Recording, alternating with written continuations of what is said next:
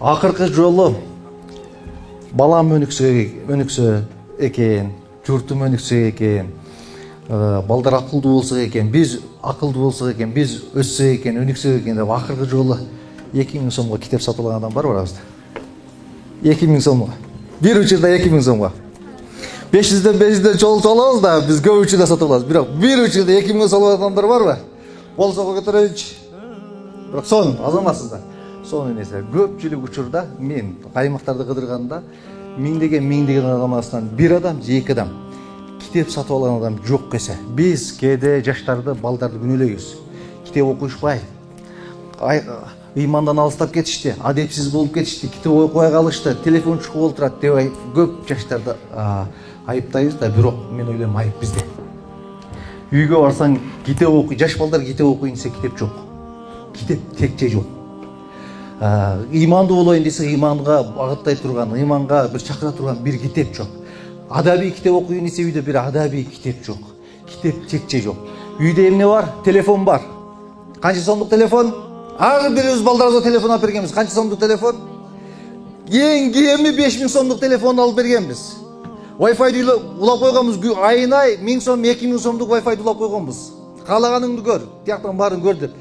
Баягы убакытны өткөзгөнгө бүтүндөй бардык шартты түзүп бергенбиз, бирок китеп окуганга бир да шарт түзгөн эмеспиз. Китеп окуу бөлмө деген жок, китепкана деген жок, китеп текче деген жок. Анан кийин кайра налыган китеп окубай калды балдарыбыз. Китеп окубай калдык, мындай кылбай калдык деп налган. Ошондуктан мен сиздердин барыңыздарды чакырып кетем. Бүгүндөн баштап китеп окуп баштайлык. Бүгүндөн баштап ай сайын жок дегенде бир кичинекей болсо дагы бир китеп. Кээде жеңил желпи китептер бар да. Адам жатып атканда подушкасынын астында тура турган китептер бар. Адам кээде жатканда телефон чуксаң уйкуң качат экен, адамдын ден соолугуна зыян болот экен.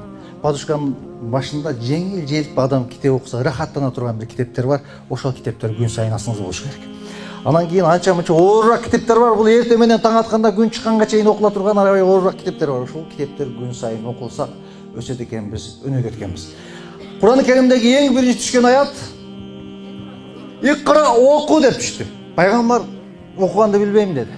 Жебрейил катуу денесин кысты. Оку деди. Пайгамбар окуганды билбейм деди. Кайрадан денесин катуу кысты, оку деди. Окуганды билбейм деди. 5 жолу пайгамбарга оку. Эч жазууну билбеген, окууну билбеген пайгамбарга эмне деп буйрук берип атат? Оку. Бул деген эмне деген сөз? Бизди илимге, билимге, Кур'ан-ы Керимдеги эң биринчи чакырык оку. Бирок өкүнүчтүүсү мусулмандар акыркы мезгилде китеп окубай калдык. Мен билем, жаштар кандайдыр бир деңгээлде кызыга баштадык. Китеп окуганга кызыга баштадык. Бирок дагы деле кем деп ойлойм, алдыбызга бүгүндөн баштап так даана максат коелук, китеп окуйбуз. Жарайбы?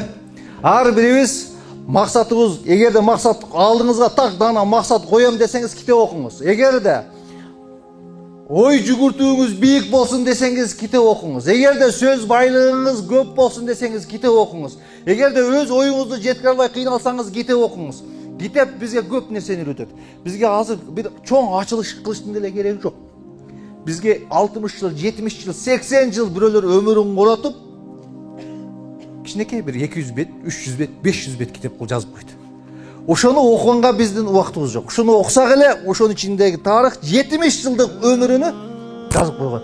Мына мен 10 жыл ушул ислам дини боюнча илим алып келдим. 10 жыл. 10 жылда ушул үйрөнгөн илимдеримдин азыр кээ бирөөлөрүнү 10 жыл бою мээнет кылып окугандарымды 3 ай, 4 айда бир китеп кылып жаздым да. Имамдарга окутуп атабыз азыр. Студенттерге, дини окуучуларга. Мен 10 жыл мээнет кылып алган нерсемди 3-4 ай, 5 айда китеп кылып чыгырып койдум. Ошол китепти азыр мен билем. Бирөөлөр 2 ай жакшылап окуган болсо, мен 10 жылдык мээнетимди ал 2 айда баарын жатка биле алат.